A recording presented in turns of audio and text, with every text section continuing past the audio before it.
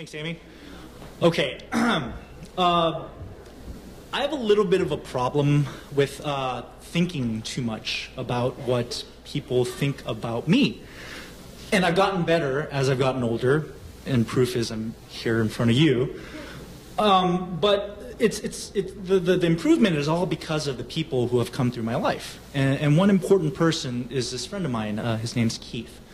I met Keith in 2002 when we were both graduate students at Hopkins, and we hit it off immediately. We had the same interests of basketball and hip-hop music, you know, a tall Irish white guy, a little Asian dude. It was a perfect combination for doing Dr. Dre and Snoop Dogg. And we would have these free-flowing conversations that could span hours. Whoa, time already. Thank you, everyone. So anyways, Keith, so, you know, okay, we're friends. And he went from just friend status to almost hero status, okay? And it's because we are kind of opposites. I'm always afraid. I don't act out. I don't do things because I'm afraid what you're going to say about me. Keith, on the other hand, tall, gregarious Keith, is just a whirling dervish devoted to his id, especially when he drinks alcohol. He will do anything and everything just based on his whim. Do I want to go and stab some guy with my cell phone antenna? Just cuz? Bam. Do I want to dance with a hot girl and then at the end of the night when she's all, just lean over into her ear and just go, gabba-da-goo-ba-doo? Yes, Keith would do it. And the reason why was, success or failure, he would just regale me and our friends with these stories, these wonderful stories. And for him, a born storyteller, this was his impetus for life. And so I really wanted to be like Keith. So I started drinking, started partying, I started trying to walk like Keith does. And whenever Keith comes up to me, right, it's cool. He comes up, he'll go, "Shakna!" and slap me on the side of the shoulder. And I knew that something cool was going to happen. Like, you know, that was it. And anyways, oh wow, that bell really messed me up. So, okay, my friend's leaving. He's done with graduate school. He's going off to another city.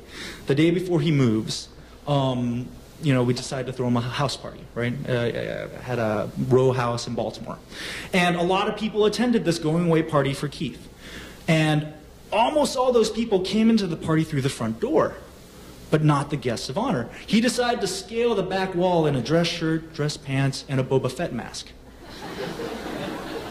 And in the backyard was the keg, which he stood silently by for the next half hour, not responding to anything anyone said to him.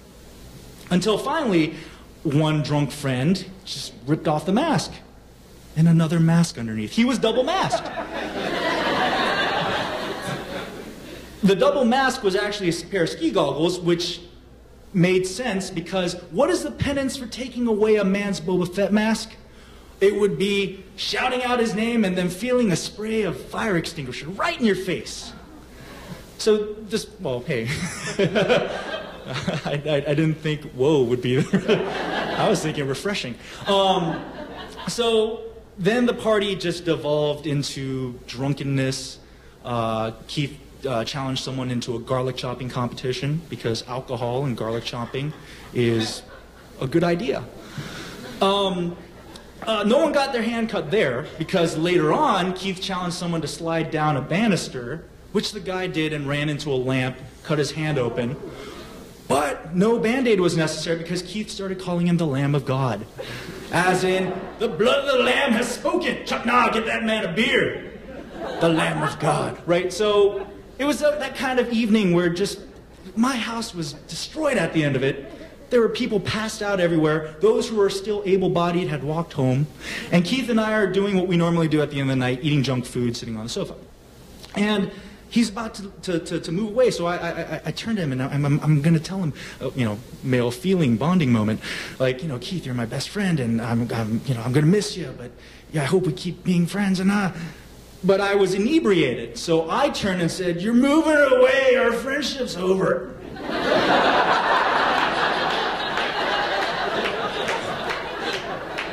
And no other words came out. And Keith turned to me, and he had this little grin on his face, and his eyes had this piercing gaze, and he just turns to me and goes, "Chuck, nah, you think too much." And then 2 minutes later, I think I passed out.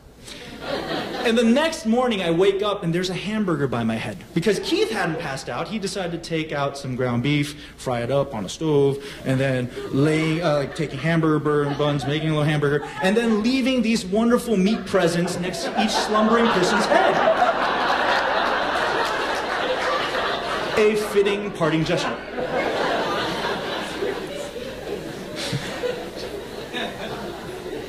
And then 6 years pass.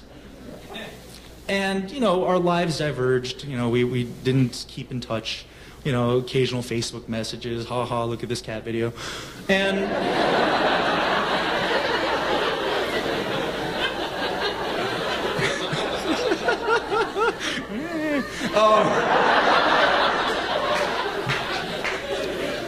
so you know, I always felt bad that the last words I really spoke to him were, "We're not friends anymore." And so, like last summer, I got invited to this wedding that Keith was going to be part of the wedding party. And, you know, we're sitting in this gorgeous chapel, 2 people were getting married, making these vows, and I'm sitting there going, "Is Keith going to be awkward with me?" Like, because, you know, I'm self-involved.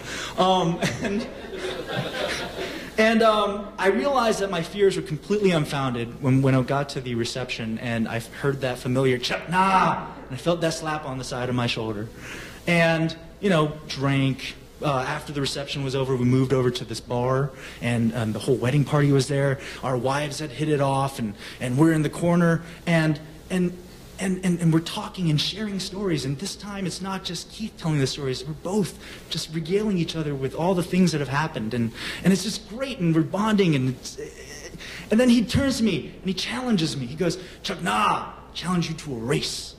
Look at you, you're so short. My legs are taller than your whole body. I will destroy you." And I had to oblige him. So we go outside, parking lot. He's in a tux, I'm in a suit. We both got dress shoes on. We're both wasted. All our friends are lined up. It's like a scene from Grease. And there's that moment before the race starts, and you know, people are getting ready, assembling the shots. We had photographers. And I turned to him and I said, "Dude, this has been bothering me a lot. The day before you left, I said, I was drunk, but I said, like, you know, our friendship's over, and I'm really sorry we didn't stay in touch. I felt so guilty. I should." And he turns to me with that same grin and that same piercing look, and he goes, "Chuck, nah, you think too much." And so we both got to that starting line. We got ready to run, and then Keith's wife said, "Go," and then we raced. Thanks.